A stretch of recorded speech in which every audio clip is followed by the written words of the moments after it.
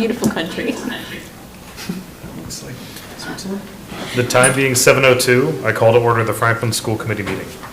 Meetings are recorded by Franklin TV and shown on Comcast Channel 9 and Verizon Channel 29, as well as recorded by Franklin Matters. All right. So, we'll kick off with the Pledge of Allegiance. We'd all just stand, lead it this evening. I pledge allegiance to the flag of the United States of America and to the republic for which it stands, one nation, under God, indivisible, with liberty and justice for all.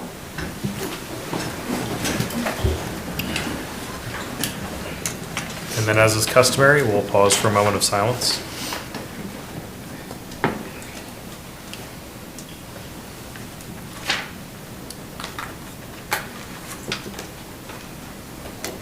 Thank you. All right, getting into routine business, review of agenda. The agenda look good to everyone? Awesome. Payment of bills, Callahan? They're in order.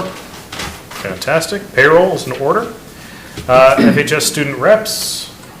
It is a nice day out. Figure relaxing a little bit and jumping around a little bit on time, so we'll update that, make sure everyone's aligned there. Superintendent's report. Great, thank you very much. So we do have our student reps. They will be with us for the remainder of the year. We just had an issue tonight getting some kids out, so we'll get back on track. So good evening, everyone. First up, I have 4 announcements. The first one is around substitute school nurses recruitment needed. So Franklin Public Schools is currently seeking qualified, compassionate, flexible substitute school nurses to support the student health services on an as-needed basis. These professionals play a critical role in maintaining the safety and a safe and healthy school environment by providing direct care, responding to health-related concerns, and supporting students' physical and emotional well-being. Coverage may include health office coverage, nursing support on field trips, and those are actually the 2. We encourage interested candidates to apply, and we welcome the community's help in sharing this opportunity more broadly. You can go on the Franklin Public Schools website, and you can go to our employment opportunities and see that availability. If there's questions, you can call the district office to get more information. We will put you in contact with someone and just to discuss the role. And ultimately, we're really looking at, we have a series of field trips that will occur this spring. And without a registered nurse on some of these field trips, we run the risk of not being able to have them if we can't find someone. So in the past, we've been fortunate. There have been registered nurses that are parents that have volunteered, aunts. They get Cori checked, they go through the process, and they're able to help. But ultimately, we are going to have a need, and we do have a need ongoing just to have health office support. Our school nurses are a small subset of our staffing. So when a school nurse is out, you can imagine it has a greater impact on the system, if you will, as it relates to our schools. So that was a plug to try to get school nurses on call who could serve as substitutes. Okay, anything to add on that, Mrs. Merrill? No, you haven't. Okay. All right, next, I have a winter sports roundup. The Franklin High School student athletes had an outstanding winter season, several individual and team accomplishments that are worth recognizing. In boys swimming, sophomore Zach Pecora earned the MIAA state championship in the 200-meter individual medley and also captured the South Sectionals title in both the 200-meter individual medley and the 500-meter freestyle. In wrestling, sophomore John Woodall won the Massachusetts Division I state championship. He went on to become an all-state champion and was ultimately crowned New England champion in the 113-pound weight class. Senior Jack Sauer also had an exceptional season, finishing as an MIAA Division I state finalist, placing 3rd at all states and 4th at the New England Championships in the 138-pound weight class. Our FHS cheer team continued its remarkable success at the MSAA Large Co-Ed state champions. The team earned a bid to nationals in Florida, where they placed first in their division and were named grand champions, and also finished second at New England's this Saturday. In indoor track, multiple students qualified and competed for the MIAA Meet of Champions New England's, and the New Balance Nationals. Additional individual honors, including All-Stars and the Globe, Herald, and Hockomock Sports and Milford Metro West Daily News recognitions were shared, and they will be announced. And we're very proud of our student athletes, the coaches, and their families for their dedication and their success. Next, we are excited to reiterate what our state rep, Jeff Roy, mentioned the other night during your joint meeting. We are excited to share two important updates that will enhance teaching and learning at Franklin Middle School. First, through the advocacy of State Representative Jeff Roy, Franklin Public Schools received $150,000 earmarked funding to support the redesign and modernization of the Franklin Middle School library and STEM space. Our goal is to transform this area into a library and innovation commons, a flexible, student-centered environment that supports collaboration, interdisciplinary learning, hands-on problem solving, while also serving as a welcoming space for community engagement. In addition, the district has been awarded an Invention Land Education Innovation Grant to develop innovation labs that reimagine underutilized spaces. These labs will serve as a hub for creativity, maker-based learning, and project-based instruction. And this work was led by a collaborative team representing the district, operations, facilities at Franklin Middle School, and the Office of Teaching and Learning. I want to recognize Dr. Tina Rogers, also with Eric Stark and Lizzie Morrison, for their leadership in developing and advancing this initiative to create the earmark and also to work on the Invention Land grant. And together, these investments reflect our continued commitment to creatively looking at ways to meaningfully engage in improving our learning environments and expanding opportunities for students to engage in innovation, creativity, and real-world problem solving. So we're grateful for Representative Roy for his continued advocacy, and we will share updates on these projects as we move forward, as they continue. That completes my announcements. I'm happy to answer any questions. Any questions from the committee? Al? Yep, question and comment. The Invention Lab Land Grant, how much was that for?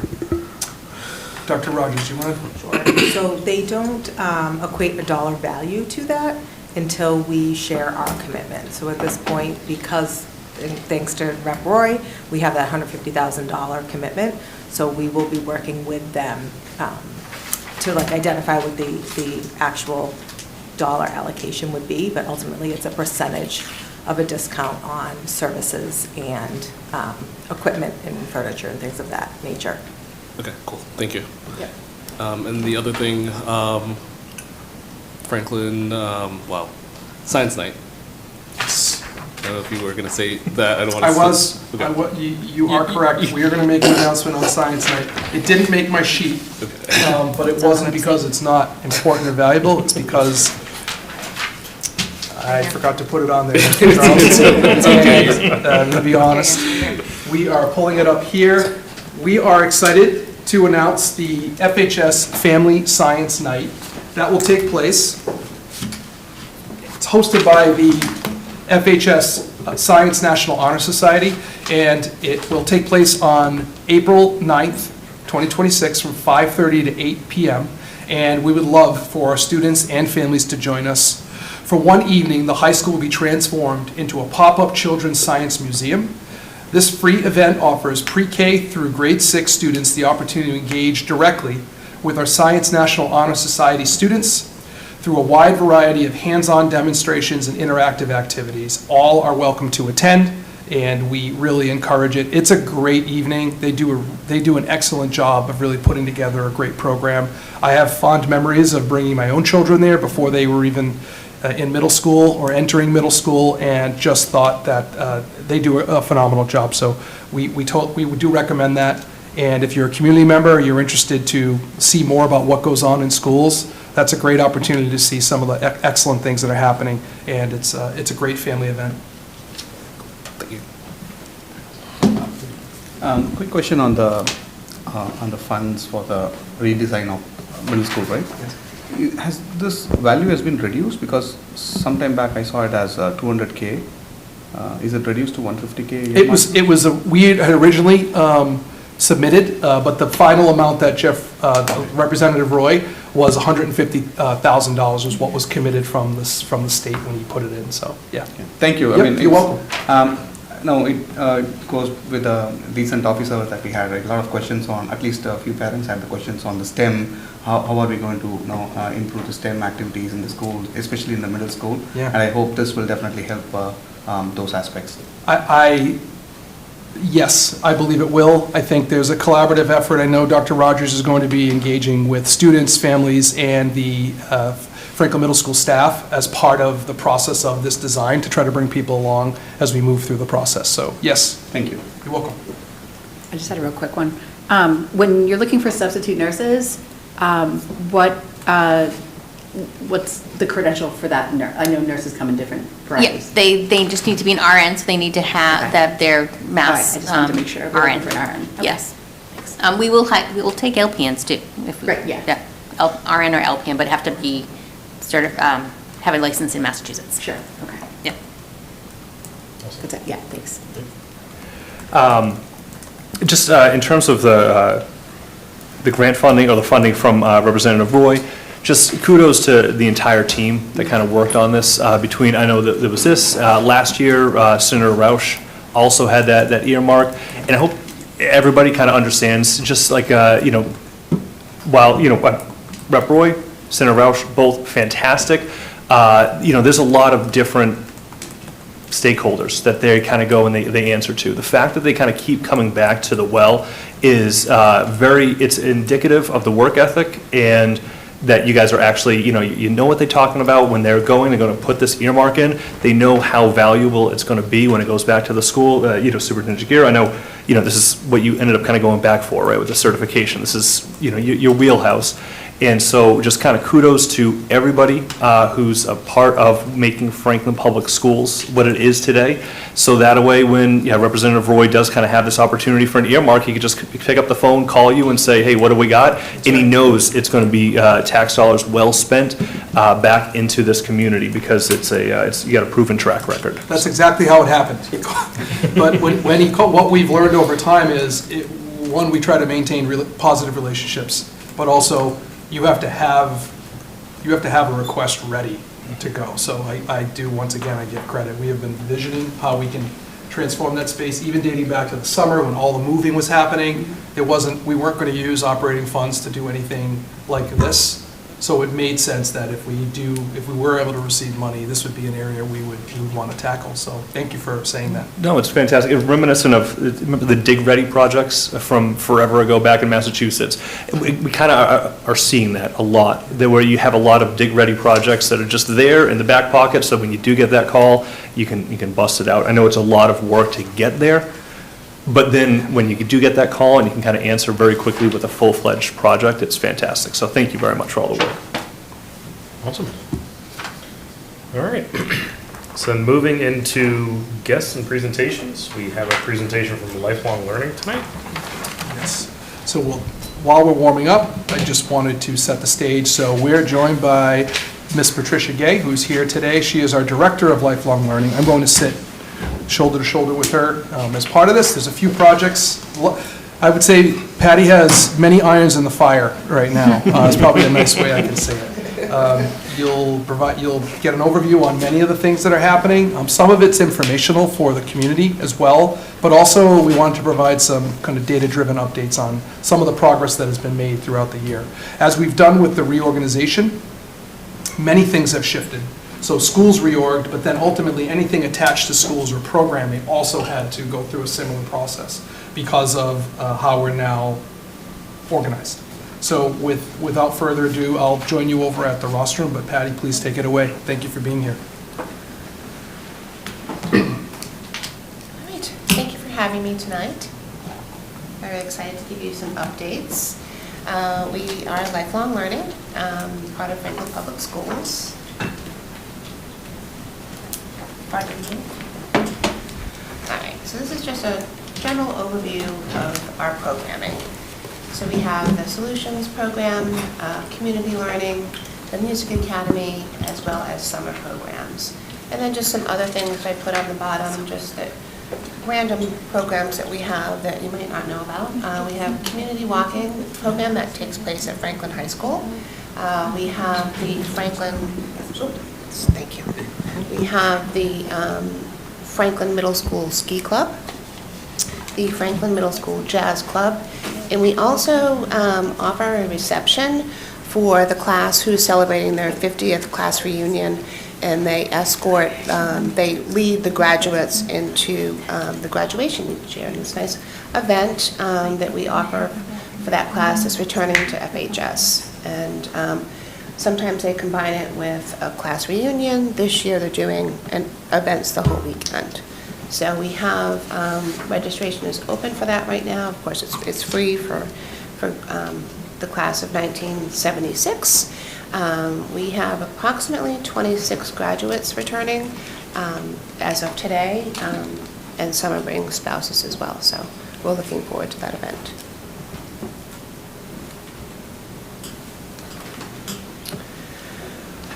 All right, lifelong learning. Here's some basic information about the programs that we offer. So we've got a kind of a breakdown of all. Right now, we're currently offering, and that's from the fall as well as some of the summer stuff that we're getting into for summer 26. Lifelong Community Learning offers 77 courses. Lifelong Music Academy has 5 offerings. The Lifelong Summer Programs offer 63 offerings, and Solutions Extended Day is currently offering 4 programs. And just to make note that high school experience and middle school experience have not been posted yet, although middle school experience went up yesterday, actually.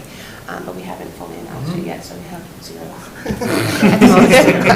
But once we get it out there. That will fill it. Once we get it out there, so we have a few details to work out.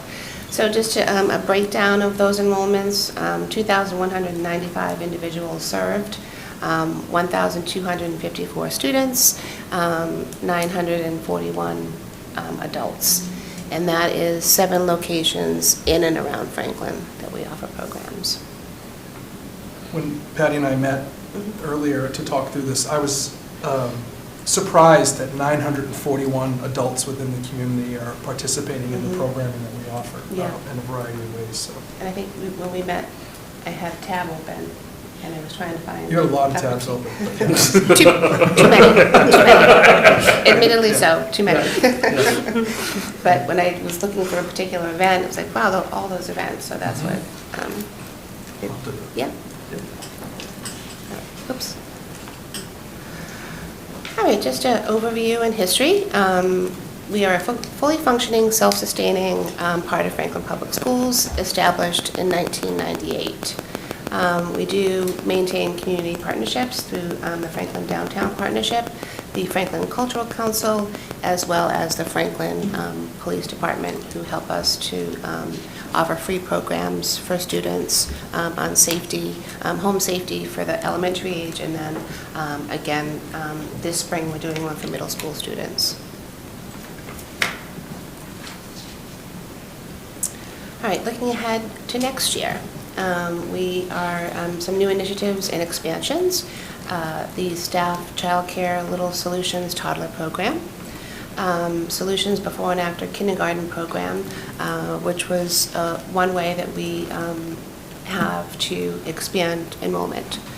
And we are also exploring the offering of a Little Solutions ECDC wraparound care for those students who participate in ECDC, as well as our ongoing commitments and partnerships, continuing to maintain high-quality programming for Franklin families and continued collaboration with the community partnerships. If I could just hit on if you look to the left-hand side, you'll notice the staff child care is a new initiative, right, that we are working through. Patty will speak to that a little more detail in the upcoming slides. Yeah. But ultimately, Solutions before and after care has existed for our elementary schools. You'll talk a little bit about kindergarten and how we're looking to organize, but ultimately, when it says exploring Little Solutions for ECDC, we started to look at what other pieces of the day require some opportunity for wraparound care, to think about a parent's workday or an adult's workday, and how can we look at kind of bookending, once again, similar to the elementary model, but trying to adapt it. What it will come down to is need and interest from families to want to engage in that. The last thing, do we mention, I don't want us to,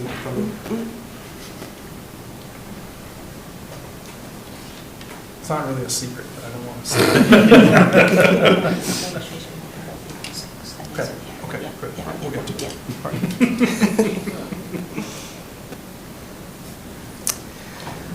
All right, the on-site toddler childcare program for next year. Some of the program benefits, when I was here last time, we did an overview of that.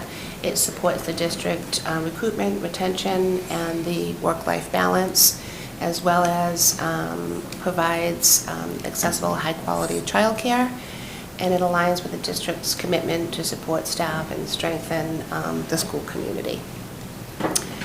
An update, we have begun to prepare the space, and we began to acquire some program materials as well. Job descriptions and the job descriptions are finalized, and the job posting actually went up last week. And registration for the program will begin on April 6th. And we are also going to be beginning tours that week as well for interested families who want to see the facility.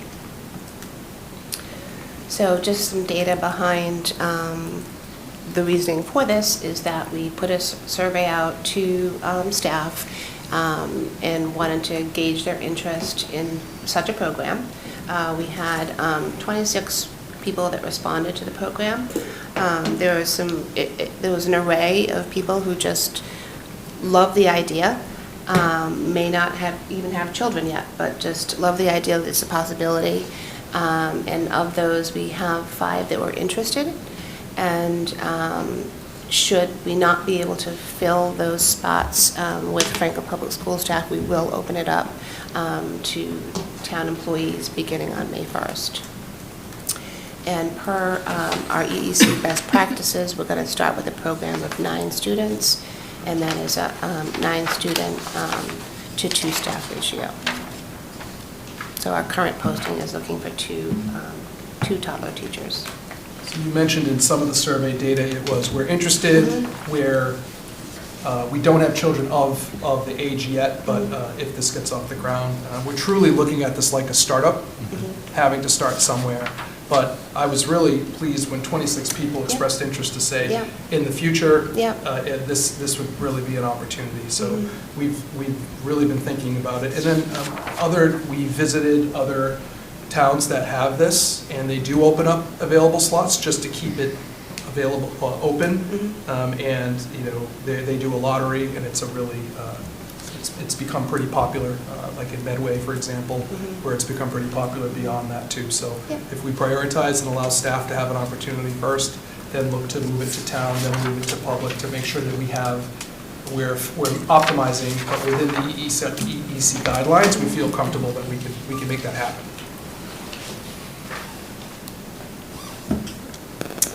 All right, and here is our space preparation preview currently in progress.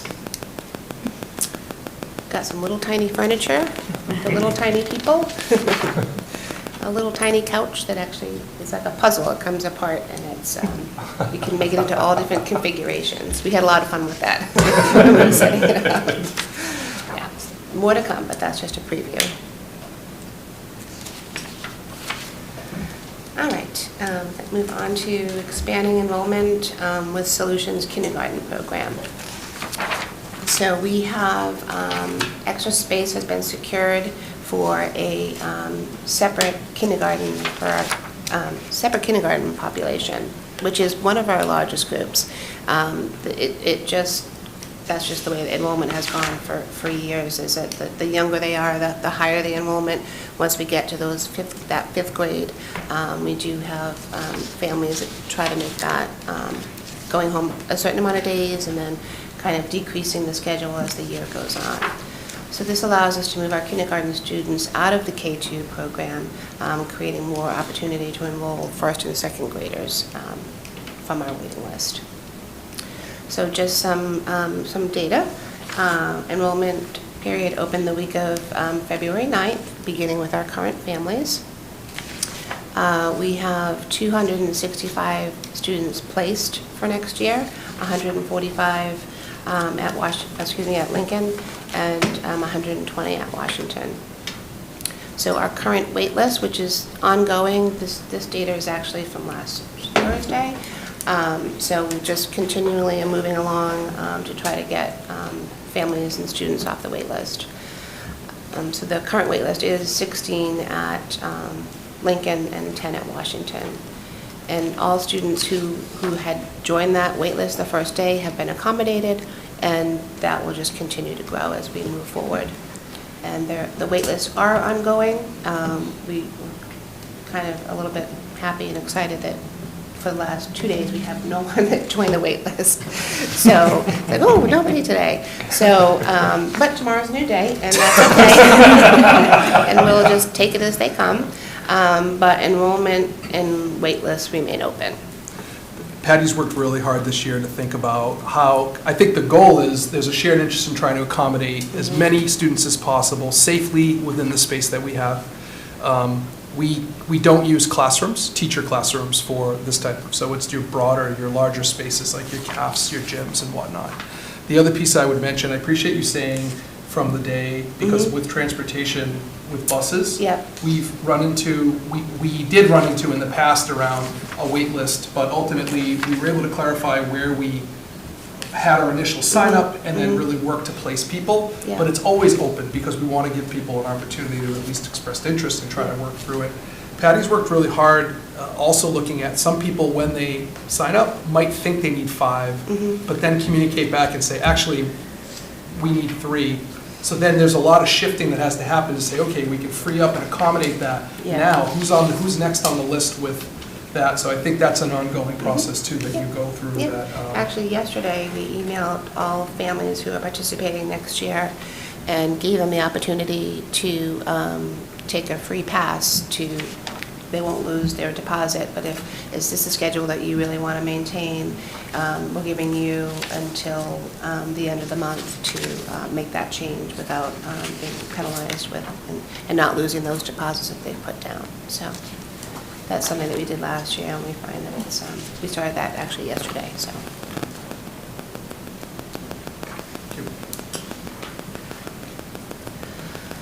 So just to go over our financial model, we are self-sustaining. We are funded through our tuitions. This allows for scholarships or supports for families when applicable, and that has no impact on the district operating budget. We are fully self-sustaining.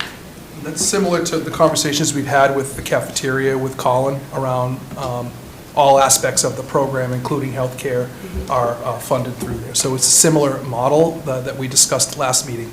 Or was that last meeting? Yeah. Okay. Was that the student salad meeting? That was the soup and salad meeting, yes. All right, just some current challenges and needs that we face. The space limitations, like Lucas said a little bit earlier, we do utilize common spaces, cafeterias, gym, libraries, stage areas, etc. But we don't use dedicated teacher classrooms. The growing demand that we face too with increasing interest and enrollment from families, and staffing and program expansion. It's really important for us to maintain that quality, and in doing so, we have to have good quality staff. And we try really hard to achieve that, to give an overall, a good quality program, and that's important to us.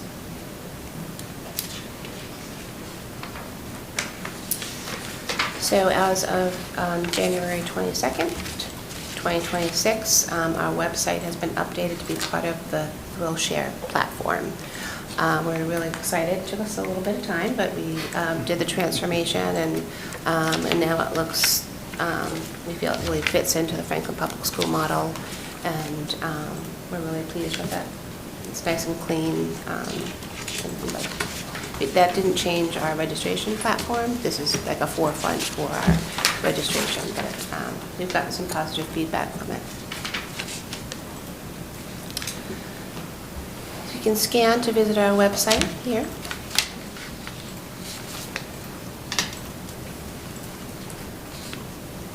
And thank you. Anyone have any questions?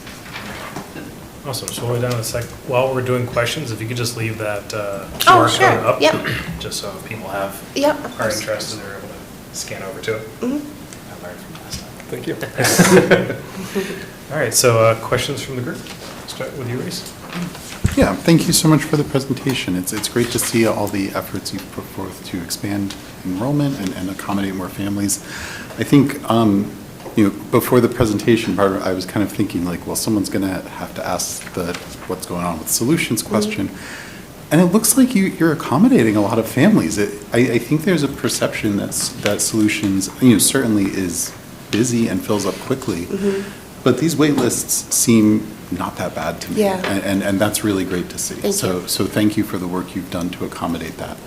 I was wondering, in terms of the barrier of recruiting qualified staff, in your perspective, is there anything the district could be doing differently to attract more applicants, or anything policy-wise that could facilitate attracting, retaining, and recruiting qualified staff for your program?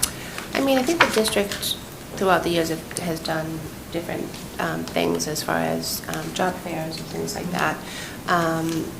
It's just a matter of looking at the applications, finding someone that you think is a good fit, and then interviewing them and seeing if they're a good fit. Part of our hiring process is always a working interview where they come in and we see them interacting with the kids and making sure that it's a good fit. But it's not easy right now to hire, but we're doing the best we can, yeah. And the district is always supportive of that, and our human resource office as well, yeah. I think the other piece of that is trying to make sure that we have a competitive wage so that other people who are interested in this type of work, either before and after school care or child care, would want to come to Franklin and get a competitive wage comparatively if they worked in the next town over doing the same thing, or even within some of the daycare centers that exist, or an after-school type program, or a YMCA or whatnot. So we're always up against trying to look at external, and I think Patty does a good job of advocating. It's not, you don't always get, what you want, but I do think you do a good job of advocating to say, hey, this is what's out there, and I put this job description out. I'm competing with other care providers who are offering very similar type job descriptions, and how do we stay competitive? And it's sometimes it's not just that, but it's the culture that you've developed. It's really looking at the amount of students, the workload, and trying to balance that all as a big puzzle. And I think there's a lot of benefits also to working for us for a host of reasons. Mostly they get to work for me. That's a huge draw. I'm just kidding. They get to work for Patty actually very directly. So yeah. Well, very good, thank you. Thank you for the work you do. Yeah, thank you. Nadia? Thank you for the presentation. I was also pleased to see that the wait list seems very manageable. So is that consistent with past years, or is this? We've learned a little bit as we grow, and like having this, having to go back to families now and say, we're going to give you a free pass to not lose your deposit, and to, just think about if this is something that you really want to, if this is a schedule you need, that's completely fine. But if you maybe register for more than what you want, this is a good opportunity Make to do adjustments it. a lot So we more. did that a lot, as we started it yesterday, which is a lot earlier than what we had done it last year. So we're kind of learning as we go along to make those changes. Just two other things. Also, with the reorg, just like with our schools, planning for the unknown, there's a few things that also Patty's advocated and met with both sets of principals at the complexes to identify additional spaces, which we now have that we didn't have this time last year as part of the planning. So that was a huge thing. And then Patty separating kindergarten. Also, knowing that the population historically year after year has been more. I think those two things Definitely, yeah. have played a role as well in that. So I think that would be, those would be 2 points. Yeah, you kind of don't know what you're going to, how, when you come from a K through 5, and then you go for K1, 2, and then a 3, 4, 5, it just made a big difference. And we think that putting those kindergartners separate and catering specifically to them is going to make a big difference. Yeah, that was actually my next question. So the 265, is that inclusive of the kindergarteners? Correct. Okay. Yeah. Okay. And then, what is the ratio of the staff to the student? And for kindergarten, we're planning on 1 to 10. And then 1 to 12, 1 to 13 for the other grades. Yeah. Which is within the state guidelines. Got it. Yeah. And then for the toddler program, are you finding that the interested applicants or the interested families, are they local families or are they faculty that commutes in from other districts? Honestly, we surveyed staff, but didn't actually ask them where they lived. Just curious. Yeah, yeah, It's a good yeah. question. Right, I know. Yeah, that is a good question. And my last question is, I know that there's been system issues for registration. Mhm. Has that been squared away? Or Yeah, it was a little disappointing, to say the least. But we'll just be cautious as we move forward. We learn a little bit more every year. And what we'll do next year is just spread it out a little bit more. And Is it mostly just like a technical issue? it's just an overload It's a of the volume. system. Yeah, the volume and people just all logging in at the same time. Well, it's good to see people are enthusiastic about it. Yes, yeah. You know, phone call after phone call after phone call.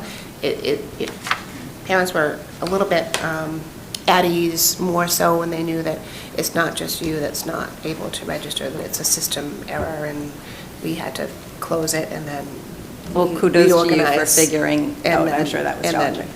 getting back on track. But once we opened it, we had no issues, so. Thank you. Yeah, thank you. Cool. Yeah, thank you. No, I just love hearing these presentations year over year, just the growth, the improvement. So kudos to you, your staff, and all the work that's being done. Thank you. One thing that jumped out at me, I know you have the Franklin Middle School Jazz Club, the ski club. Yeah. I know this year, Footlighters is traditionally, as it's run, is not being run this year. Has there been any discussions on how do we get maybe a theater program as part of lifelong learning to help support that need? The last I saw from that was a job posting, but other than that, I haven't seen any updates on the Footlighters. Yeah. So I can, if you want. Sure. So we've been actively posting, interviewing candidates to run a program this year for after-school, I guess, an after-school club, multiple days at the middle school. We're working through the hiring process, and it's taken a bit longer for a number of reasons, and haven't been able to secure somebody to run that program. But we were actively engaged in talking with both Diane Plouffe, who oversees the theater program, visual performing arts at the high school, and talking about what can we programmatically offer students that will be a kind of a 6 through 12 theater experience. So our hope was to really start something in March, first week of March, but because, again, of just some steps in the hiring process, we haven't been able to get that off the ground yet, but it is in the works, and we are planning to do that. Okay, so that would remain within the normal structure versus being part of like a lifelong learning. Correct, as an after-school opportunity for middle school students at Franklin Middle School. Okay. Yeah. Cool. Yeah, and I don't know if that's an opportunity, if that makes sense, since you have music already, it'd be more of a, instead of a music academy, it's an arts academy. So, you know, just food for thought down the road. And then I guess back to the new childcare program. So you said we have 5 now, 9 is the goal. I guess if we don't get 9, I guess what would be the plan for? Do we just run with what we have, or? We'll do everything we can to run it. Yeah, that's our goal. Okay. Yep. Awesome. Yeah, looking forward to seeing how that progresses. I think it is definitely a huge value add. And, Yeah. as we Yeah. talked about attracting potential, teachers that Yeah. have children that Yeah. age. So, Yeah, awesome. exactly. Thank you. Steve? Thank you very much for the presentation. Regarding the the registration, which Nadia mentioned, right? I used to remember, I was remembering my ski club registration. It takes just few seconds to fill the spots. So I was lucky to get 1 year, so my son was part of that. So I believe we have some opportunity to improve number of students who participate in that. I think a lot of children wanted to do that. But other than that, I just have, good to see like almost 22% of our kids are using this platform, and about 941 adults are also using this now. This, I'm so excited. So what kind of offering for the adults that is being given in this lifelong learning? Offerings for adults? Yeah. There are sports programs, organized sports like basketball, badminton, Okay. volleyball. There's also art classes for adults, yoga, yoga sculpt, yoga after school. I'm probably going to forget a couple. We don't do pickleball, no, because recreation does pickleball, so we don't want to be repetitive. And then we have some language classes as well. Some of the art classes are very popular, some watercolors and oil colors. We also do Kids Corner through community learning as well. Do some kids cooking, some kids art classes. We're working next year to find a yoga instructor for students as well. So, That's great. Yeah. Just one, just a suggestion. I'm one of the user or the I get the benefit out of this lifelong learning, and my son and daughter are part of the music programs. Just one suggestion, maybe you can think about it. Is there a way we can get into some kind of a certification program for them instead of just giving the lessons? Can we make some certification program so that we can see how they can grow in their grades on music as well? Because lot of colleges accept the certification as one of the additional credit for them. So just trying to check with you if you can think about it and add that as part of our music we program. can look into something like that. No, Yeah. great, that's great. Yeah. Thank you. Yeah, you're welcome. Ruth Ann? I don't have a lot of questions. I'm glad to hear that regardless of whether you get all 9, you're going to run it. Yeah. That's how startups go. Yeah, you know? yeah, we need to Because get it's it obviously the around. model works. Yeah. Great to hear about Footlighters too. That's a great idea about the certification program, because even if it wasn't something accredited or, that Diane could kind of figure out, Yeah. even just the kids getting like a certificate of some sort. would be- Correct, yeah. I can see that. And is lifelong learning, I know we're self-sustained. Is that, is legally, are we a nonprofit? How does that work? Can we use, if we were to recoup more than what covers operations, can we use that? Like, can it be a profitable entity, or is it a nonprofit by definition? Well, we're part of Franklin Public Schools. Okay. It's tricky when you get into different funding and things Yeah, like that. Jonna might know the answer to that. I didn't know if it was like revolving funds the same way. Yeah. So I'll let Jonna talk briefly to it, but they are a program under the umbrella of Franklin Public Schools. They're not technically Right, so it's not earmarked, it's Yeah. not the way that we Yeah. collect from, like, revolving and has to be used for revolving. It seems, is it a little broader, and it's, Jonna, do you know the program itself of self-funds, meaning that if they, like right now, within the scope of lifelong learning, if we run this startup for this childcare, it's all within the same lifelong learning program, the bucket. Right. But beyond that, we wouldn't be able to possibly use those funds to go offset like a That's what I was science wondering, teacher like- at the middle school. Is that what you're asking? or maybe not salaries, I just didn't know if we could, because it's under our umbrella, if it ends up being a profitable daycare, for example, if that's going to be, revenue generating kind of thing. And not that Yeah. that's the purpose of public schools, Yeah, but yeah. just like Yeah, curious I if would it's the like to same see legal. that at some Yeah. point, yeah. Okay, that's all. Just curious. I think it covers. Yeah. No, just saying that Mr. Jagir covered lifelong learning functions under the town of Franklin Public Schools. It's a revolving fund, and you can only use the funds to fund the program. Yeah. Yeah, just curious if it worked the same. So just actually kind of piggybacking on that, because, yeah, you mentioned that, this is, self-sustaining,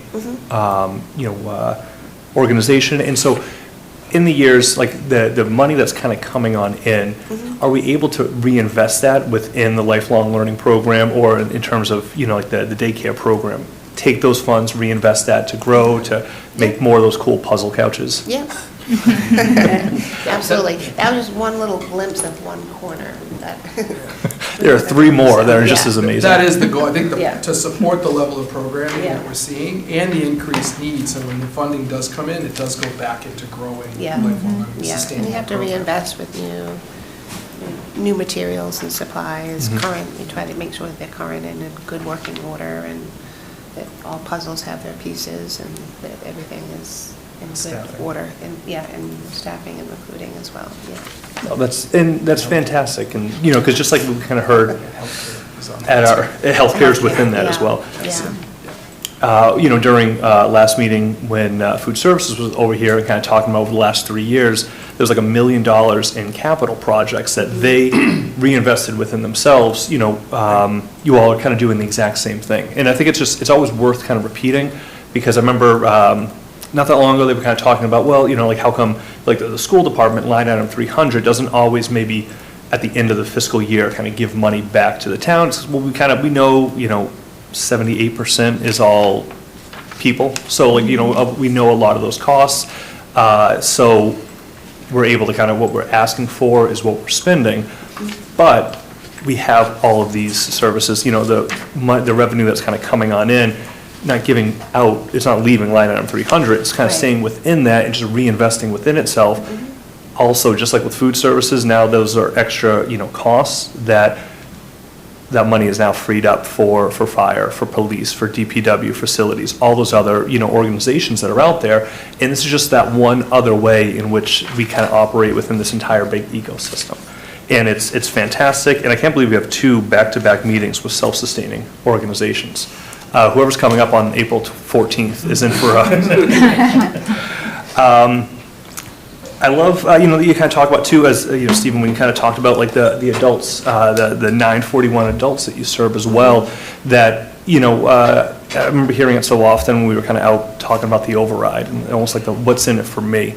And there's a million things about why a good school system is helpful and beneficial to the entire community. I was listening to a podcast about Horace Mann, and they were basically kind of saying his whole shtick would be, you want to educate the students, so that way you have a more educated, highly qualified worker that's kind of going out into, at the times, the fields and the factories, but just into the community. But with this right here, that we're still serving almost 1,000 adults that, they're not going that K-12, and they're still getting serviced by the Franklin Public Schools. It's just fantastic. And I know the 50-year reunion is always such a big highlight. The folks that kind of come on back and we get to chat with them at graduation, I swear every single person saw Aerosmith at the field house. There has not been one person I haven't. It just keeps going. It takes a It's long in time. all of the, it's been in the last, I think, I don't want to misquote, but at least the last 4 classes have all claimed that it was their year. Oh, it's only in 1976, I mean, Aerosmith's. Goes pretty deep. At some point, someone theoretically might not see it, but so far, every year that we've been at those reunions, those 50-year that come back have been there. But it's always meaningful, and they're always so happy to Yeah. kind of come on back. Yeah. You roll out the red carpet for those folks. Something, and it was mentioned about like that wait list. One thing I had heard from a lot of folks after we released our calendar, the Franklin Public School calendar for next year, Yeah. with the consistent half-day PD days, I heard from a lot of people that said how helpful that would be for their solutions. Yeah. Because I know me and my wife, we were the same deal. We Yeah. went and we just kind of grabbed Yeah. up as many days as we Yeah. could, and then we kind of pieced it back together. And I apologize for the folks that were on the wait list, but Yeah. we were the problem. We eventually kind of had to give it back up. Yeah. So I think if this is successful, having like the Friday half days, or just that consistent half day, the earlier that we can kind of message that out to the community, if we're able to do that before registration opens up, I think it's going to help out a lot of folks when it comes to the wait list, because they don't have to scoop up everything. They know that there's definitively these one day of the week that they need that extra care. Right. And lastly, I've mentioned this before, but I love the utilization that we're seeing with the Pond Street location, the former Kennedy. Again, I'm a Kennedy dad. Kids were there for forever. Yeah. And, we still see Davis Thayer vacant. Yeah. And we hear about that, and about people who went to that school and had such fond memories, and now they just kind of see it on the corner there. But to always see, this location just full of life, full of kids, the amazing stuff that you're kind of doing now with the even littler ones, Yeah. it's so wonderful, and it was so thoughtful throughout this entire reorganization process, but to see it come to life so quickly is wonderful. Yeah. Thank you so much for all the work that you're doing. Thank you. Appreciate it. Yeah, just to kind of build on the overarching theme here, is looking at just how many students we're serving out of the community. Just at a back of the napkin, this is almost 30% of the students that we have we're able to serve through lifelong learning. My kids have benefited from multiple programs in it. It's really been very helpful, impactful for us, and actually one of the big things that has been great is knowing that it's the same quality that we've come to expect from Franklin schools. So it's that kind of like, great, anything that's offered, let's go ahead and really investigate, and the kids have loved the opportunities that they've been able to have. So really appreciate that. Thank you. One quick point I just wanted to clarify for anyone kind of following along. I know when we're talking about the new initiatives and expansions for the coming school year, Yeah. you discussed the wraparound care. Yeah. Could you detail that out a little bit for folks kind of watching? What do we mean by wraparound care versus just the traditional programs? Sure. We have started surveying and actually registration without a commitment to deposits, just to gauge interest for the wraparound care at Pond Street. So that would be, we would open at 7, and then the kids would go between 9:10 and 9:15 to their preschool day. They get out at 3:10, and they would come to us at 3:10 until 5:30. Okay. Yeah. So basically, very helpful for the working parents. So It instead is. of the, Yep. what would be the narrower traditional day, it really kind of builds it all the way out. So Exactly. that, Some parents might want that morning piece so they can drop off early and go to work and maybe pick up at 3:10, and others might want drop off themselves and then use that extended day at the end of the day. fantastic. I appreciate the clarity. This also ties in with the idea of our staff childcare. So if we have staff members who take advantage of the childcare opportunity, drop their child off at Pond Street, which is thriving with students in the CAF, in the gym, down the hallways, in the classrooms, and then with the staff offices of all of the folks that were displaced through the reorg. It's a pretty vibrant community, and lifelong learning is there. But the staff member, if you worked for Franklin Public Schools and you took advantage of the childcare, dropped off in the morning, and then went to work, taught during the day, picked up after school, eventually you get to a point where your child is now ready for pre-K. They're no longer eligible for a child care model, like toddler. We have allowed now, working with Ms. Taylor at ECDC, to allow staff to enroll their children into the ECDC program. We already have a staff member who's interested to do that.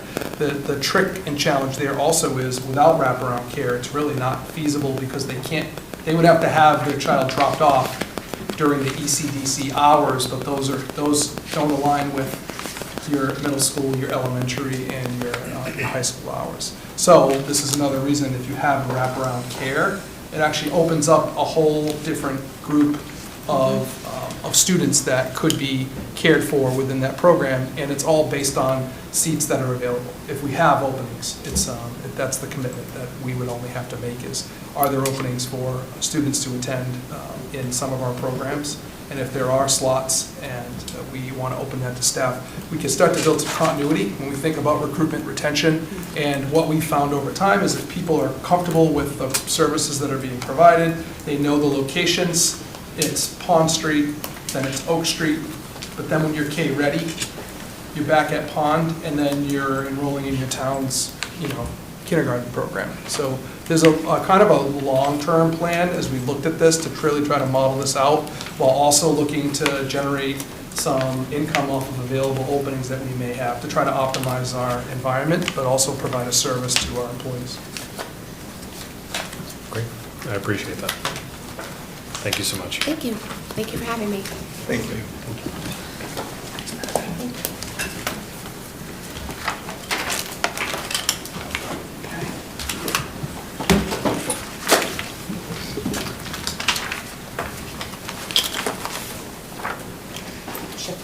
It's okay. Take your time.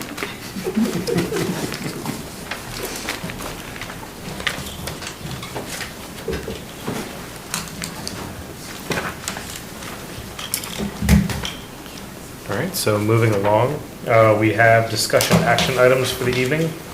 First up, we have the Student Opportunities Act plan vote. So in your packet, you have the Student Opportunities Act plan, and it's, basically an update to that particular plan. In preparing and finalizing for the FY26 Student Opportunity Act Progress Report for submission to the Department of Elementary and Secondary Ed, Dr. Rogers has finalized this particular update for us on behalf of the district. So it's really about reviewing our progress against those commitments that are made in the Student Opportunities Act, the original plan, including the alignment to our district improvement plans, which you approved in the fall, and also looking at some key student outcome areas that are outlined in the report. And basically, we've really tried to work to coordinate across teams to ensure that the data is accurate, but also really trying to be clear and evident on the impact and the consistency of this. So this is one of those tasks that's like one of those unfunded mandates, but ultimately it is a progress report out on the work that we're doing. So basically, we've utilized the resources provided by DESE. We've used the information from the original plan, compared it to where our goals are today, and ultimately put that before you to vote to approve. So with that said, I will make a recommendation and you can go through your process. So I recommend approval of the Student Opportunities Act plan as discussed. So a motion regarding the Student Opportunities Act plan. Do I have a motion? So moved. Do I have a second? Second? All right, motion and a second.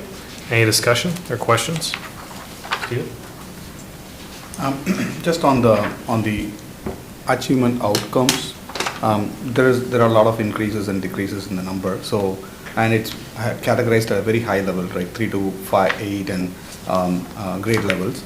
So, is there a way maybe later we can get some insights on this data, like what is the reason for decline and which grade specifically goes down and things like that? That will be really helpful. Sure. If you have specific questions, I'm happy to have some conversations connected to what's happening with curriculum, instruction, where we are in the curriculum revision process for those grade levels, other indicators. This, for the purpose of SOA compliance, is they ask for very high level, data trends. Specifically on the sophomore math grades, that's going down.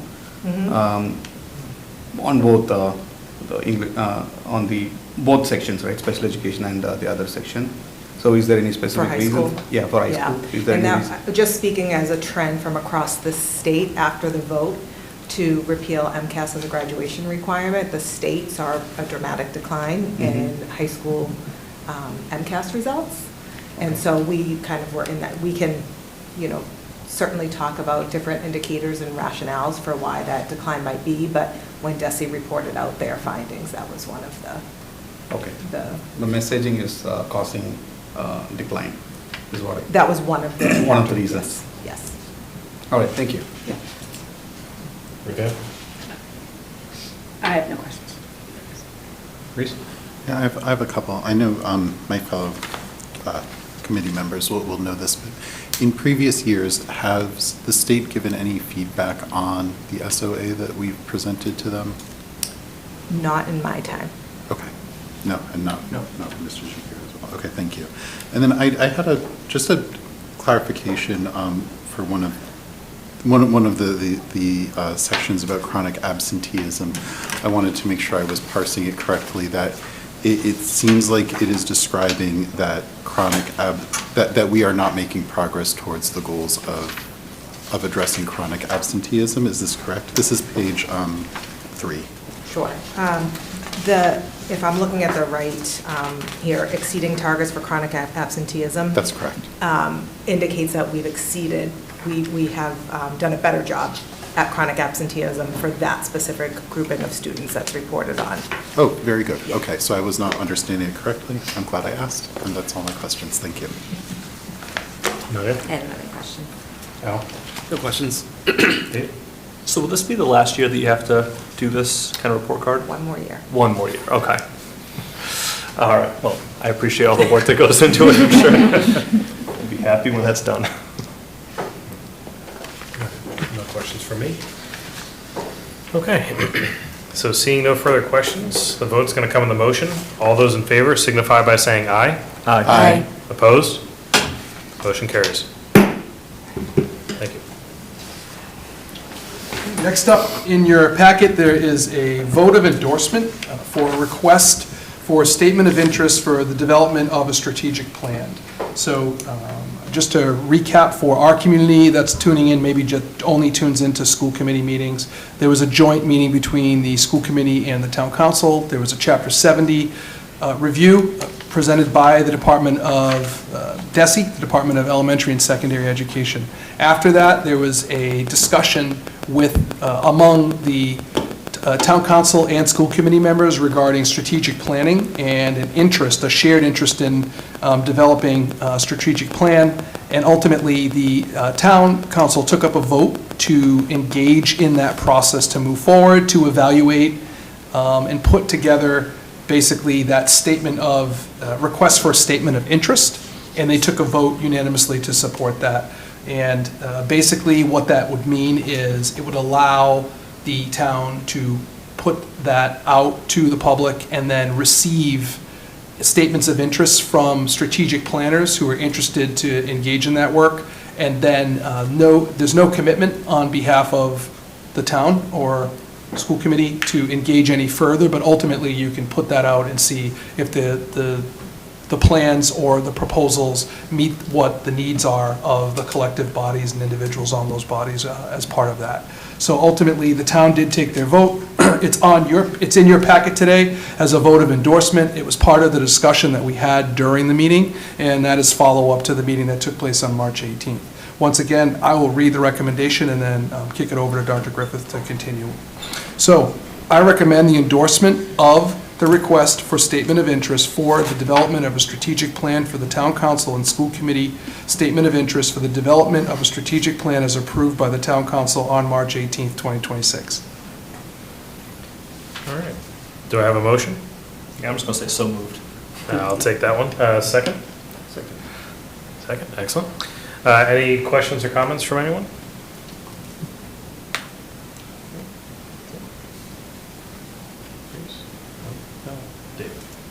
It just, I'm glad that we're doing this here. I know the town council officially they voted on it to move this forward, but a lot that was happening at the meeting was really just that shared interest, but shared support. So I'm glad that we're, have the opportunity to kind of go and endorse this, just so that way everybody knows that we are working together. We've had that great joint meeting, and we have another one on May 12th, is that correct? Yes. And so it's fantastic that we're here, working together. And so I'm glad we were able to kind of show our support for what's already happening with the other elected board. Yeah. Just to kind of further echo that, the conversation that we had with town council was, I think, very positive.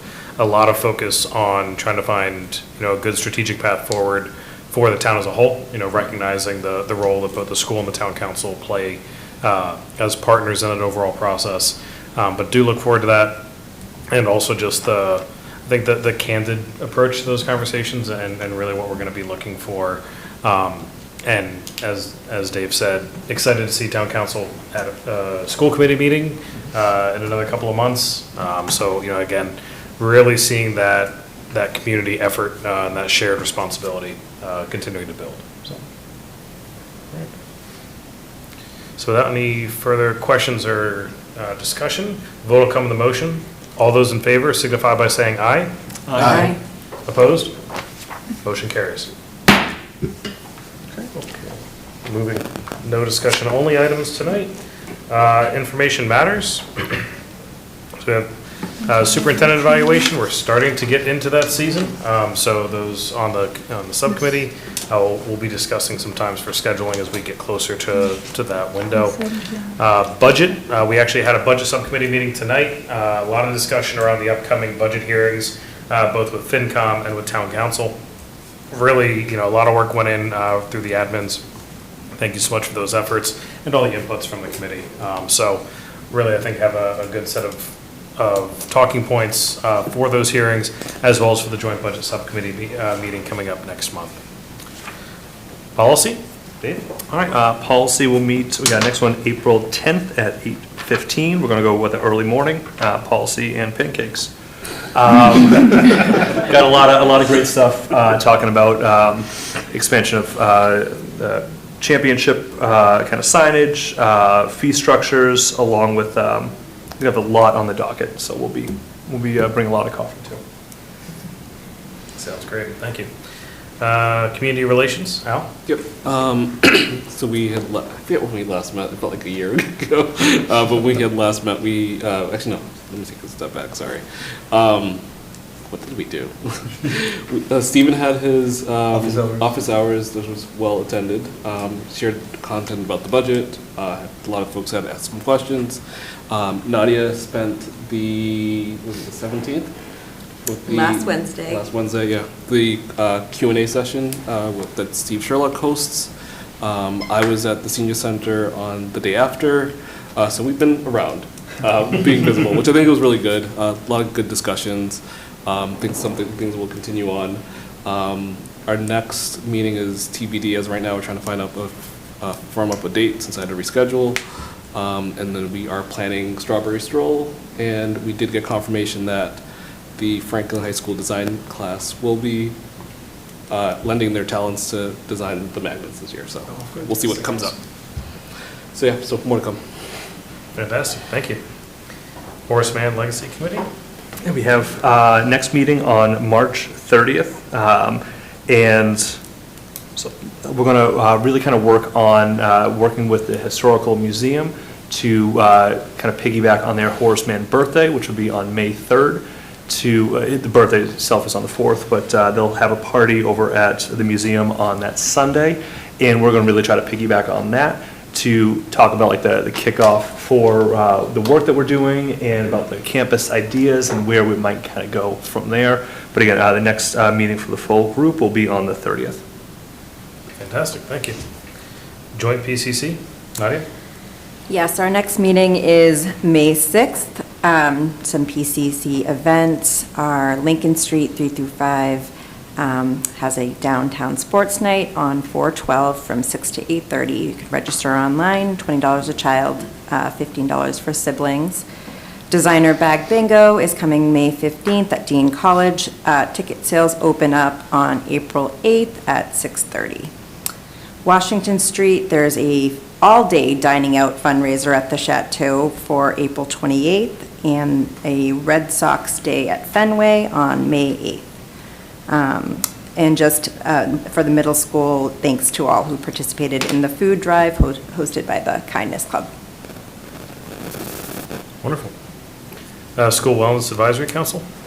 Reese? Yeah, so SWAC met on the 17th, and the discussion was basically that we've established the school wellness policy. That was work that was largely done before my involvement, and kind of looking forward into what do we do next year. And our current plan is to move meetings to school-based meetings where we can provide more readily accessible meetings to the people whom these policies affect, and give them an opportunity to come in and share feedback and make sure that the policies are meeting their stated goals. If there are barriers to enacting the policies, how can we be helpful in providing resources or other forms of support, or looking at the policy and adjusting it accordingly.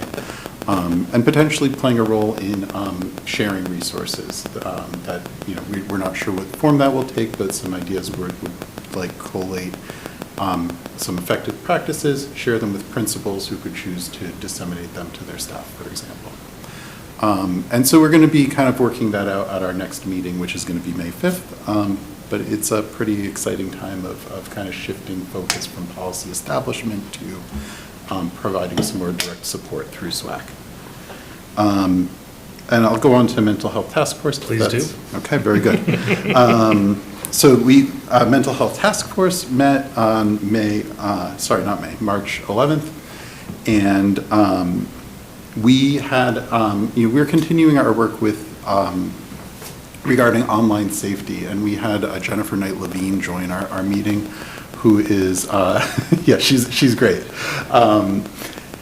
She works with Safe Coalition and was one of the founders of Safe Coalition here in Franklin, and across a huge portion of the state here. And she was able to provide a lot of really helpful and salient information about our efforts, including, so I knew Safe Coalition as primarily a substance abuse support network, among other mental health things, and what she shared is that online safety and substance use are actually pretty closely connected, and in a lot of cases, the individuals who are contacting youth or arranging to meet youth online are in fact dealers and similar entities in their life who have gained trust in other ways and then inserted them in the lives of these young people. So really, of course, helpful information for us to have in order to inform our work, and she provided a lot of feedback in terms of what they found to be helpful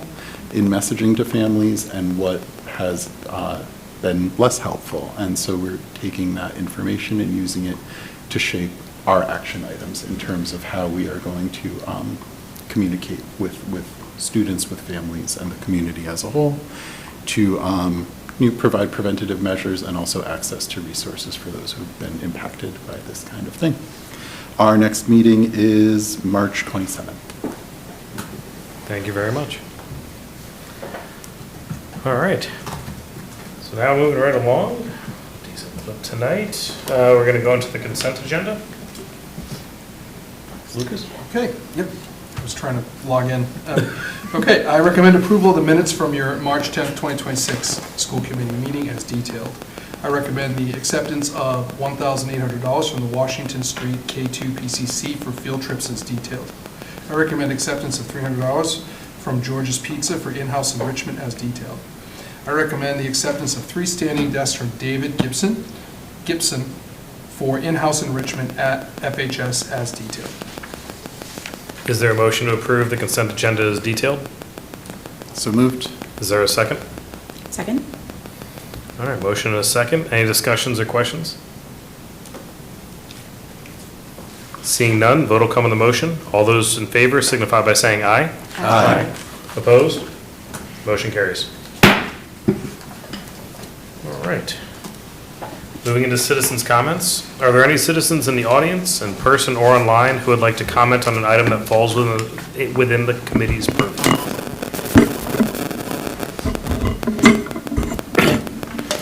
Thank you, Mr. Chair. Steve Sherlock, 13 Magnolia Drive, Community Information Director, Franklin Matters, Franklin Public Radio. Thanks to the members who participated last week. I apologize, I reminded myself after the fact, we were in tough competition. There was a presentation at the Senior Center for the Gardner Museum heist. It was a major anniversary that happened on May 18th, some years ago. One member actually joined us leaving that presentation to come to the meeting. So that's how important they thought that was.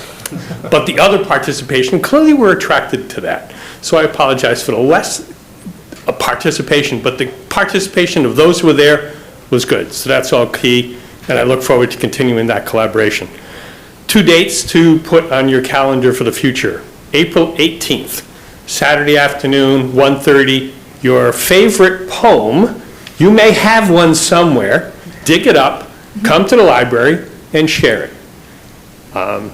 May 2nd, so you mentioned May 3rd is the Horace Mann Party.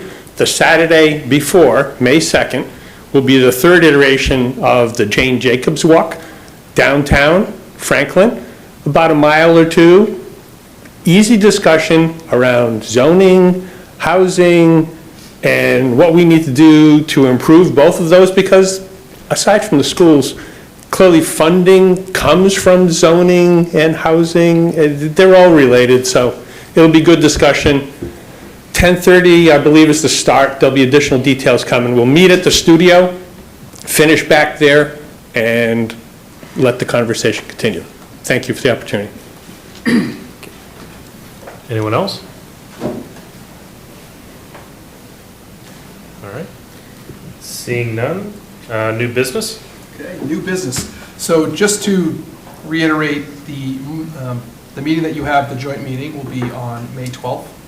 What that will mean is if we look at the next few meetings, we are at March 24th, so April 14th is your next school committee meeting. What we've done is we've rearranged a few of the updates on school improvement goals. So the plans that you approved in the fall, we will now be reporting out on some of those goals. We typically try to schedule that for late April to give us a little bit of more time. So we will present, one of the thoughts is to just have a streamlined approach because we are going to be fitting in the departments and the schools in the same evening. We are preparing for that, knowing that that's kind of a high volume, but trying to be as succinct as possible when we present. So we'll do that, and it will be updates on the strategic goals 1, 2, 3, and 4 across departments and schools. We will then move to the May 12th meeting. That is the joint school committee town council meeting where you'll look at the strategic plan proposals and have that meeting. We then move to May 26th. It's hard to believe it's already there. That is our retiree recognition night, if you recall, where we will recognize the folks who've worked for the Franklin Public Schools and be retiring. You also have some votes in there, and then also I would be presenting my superintendent evaluation of evidence that would be presented to you. And that would take place after you've seen kind of all the district goals presented. They all directly tie to my goals as well. And then that brings us through May, and then you have your June 9th meeting. We are holding, there's a few things, but I'm trying to be as flexible as possible, just not knowing where the budget will take us and a few other items. But ultimately, we will be prepared. There's a few things that we want to share out, to report out on progress that have occurred throughout the year that aren't necessarily a goal from the schools or the departments, but some of the committees that have existed that want to kind of tie up and summarize where they left off and where they're moving, district committees. And then also, Portrait of a Graduate was requested at some point, so we can look at that. And that will basically walk us through your business. So next meeting, just to be clear, we will have the district improvement plan updates. Fantastic, thank you. Any questions for anyone? Okay. Just so I can get my calendar set. So I know there's a couple other things. We got joint budget subcommittee is on is that the 16th? April 16th. April 16th. Yeah. And then FinCom will be reviewing the school budget. Is that April 7th? April 7th. Okay. And then do we have, and now we're kind of kicking out into May, do we have a timeline for when town council will be reviewing the budget? Had that been discussed? It has, we have some holds. Check. It is May 20 and 21st, right? Yes, Okay. May 20th and 21st. Okay, perfect. Thank you very much. The 21st is also senior awards night for the Franklin High School. All right, that skylight that we just got for Christmas is filling up fast with the calendar. I appreciate it. Awesome. Any others? No? Excellent. All right. So with that, we'll move on to the next item on the agenda, which is adjournment. Is there a motion to adjourn the open meeting? Motion to adjourn. Is there a second? Second. No discussion. All those in favor signify by saying aye. Aye. Opposed? Motion carries.